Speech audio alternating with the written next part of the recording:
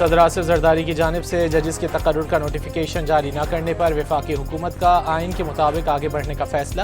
حکومتی ذرائع کے مطابق ججز تقرری کی سمری صدر کو بھیجی جا چکی۔ 15 روز کی میعاد رواں ہفتے مکمل ہونے پر آئین کے مطابق آگے بڑھا جائے گا۔ مقبوضہ بیت المقدس میں اسرائیلی اقدامات عالمی قوانین کی کھلی خلاف ورزی۔ مسجد اقصی میں انتہا پسند اسرائیلیوں کی دراندازی قابل مذمت ہے۔ نائب وزیر اعظم محمد اسحاق ڈار کا اردن میں مقبوضہ بیت المقدس کے حوالے سے وزارتی اجلاس سے خطاب۔ غزہ میں ابتر انسانی صورتحال پر تشویش کا اظہار۔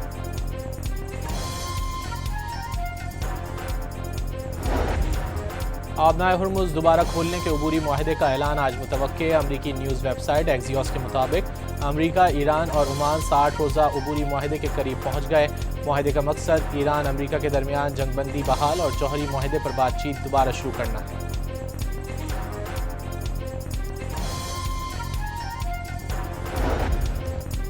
پاکستان سمیت دنیا بھر میں یوم استحصال کشمیر پر ریلیاں اور سیمینار۔ اسلام آباد میں کشمیریوں کی حمایت میں ریلی۔ ڈی چوک پہنچنے پر سائرن بجائے گئے اور شرکاء نے 1 منٹ کی خاموشی اختیار کی۔ 5 اگست کو بھارت نے کشمیر کی خصوصی حیثیت ختم کر دی۔ بھارت نے کشمیر کا پرچم، ترانہ اور شناخت چھیننے کی کوشش کی۔ کشمیریوں نے بھارتی اقدام کو مسترد کر دیا۔ کشمیریوں نے پاکستان کا حصہ بننے کے لیے بے مثال جدوجہد کی۔ وفاقی وزیر امیر مقام طارق فضل چودھری اور حریت رہنما غلام محمد صفی کا ریلی سے خطاب۔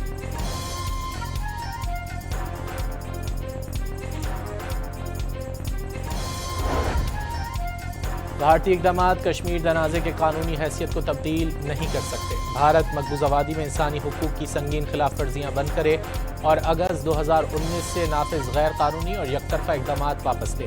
پاکستان کشمیری عوام کی سفارتی، سیاسی اور اخلاقی حمایت ہر سطح پر جاری رکھے گا اور ان کی آواز کو ہر علاقائی اور بین الاقوامی فورم پر پوری قوت سے بلند کرتا رہے گا۔ یوم استحصال کشمیر پر صدر اور وزیر اعظم کا پیغام۔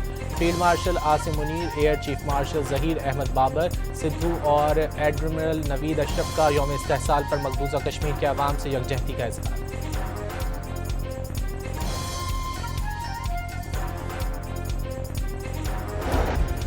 ایم کیو ایم پاکستان کے اندر کوئی اختلاف یا تقسیم نہیں۔ عوام آنے والے دنوں میں پارٹی کو مزید مضبوط اور مستحکم دیکھیں گے۔ ڈاکٹر فاروق ستار کا رہنماؤں سے خطاب۔ کراچی میں متحدہ قومی موومنٹ کے مرکز بہادر آباد میں 2 گروپوں کے تصادم کا مقدمہ نیو ٹاؤن تھانے میں درج کر لیا گیا۔ سرکار کی مدیت میں درج مقدمے میں انسداد دہشت گردی، اقدام قتل، ہوائی فائرنگ، بلوہ سمیت دیگر دفعات شامل۔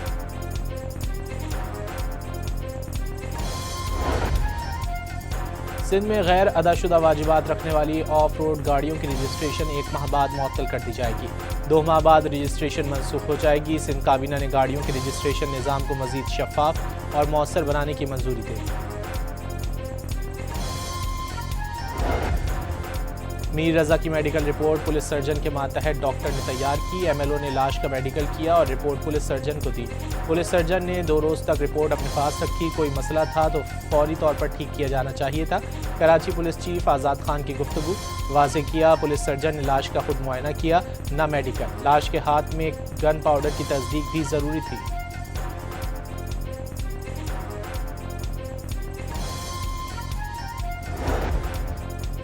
لاہور کینٹ کچہری میں ذہنی معذور لڑکی سے زیادتی کیس۔ گرفتار اے ایس آئی کا 4 روزہ جسمانی ریمانڈ منظور۔ اہلکاروں کے خلاف ایف آئی آر میں سنگین خامیاں سامنے آ گئیں۔ پاکستان اسٹاک میں 2900 سے زائد پوائنٹس کا اضافہ۔ 100 انڈیکس 1,80,000 پوائنٹس کی نفسیاتی حد عبور کر گیا۔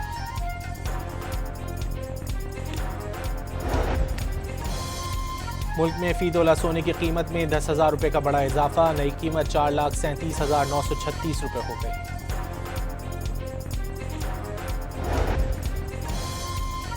سندھ کے تمام سرکاری اور نجی اسکولوں میں ہفتہ وار 2 چھٹیاں بحال۔ ہفتہ اور اتوار اسکول بند رہیں گے۔ تدریسی وقت 1 گھنٹہ بڑھایا جائے گا۔ فیصلہ وزیر اعلیٰ کے کفایت شعاری اقدامات کے پیش نظر کیا گیا۔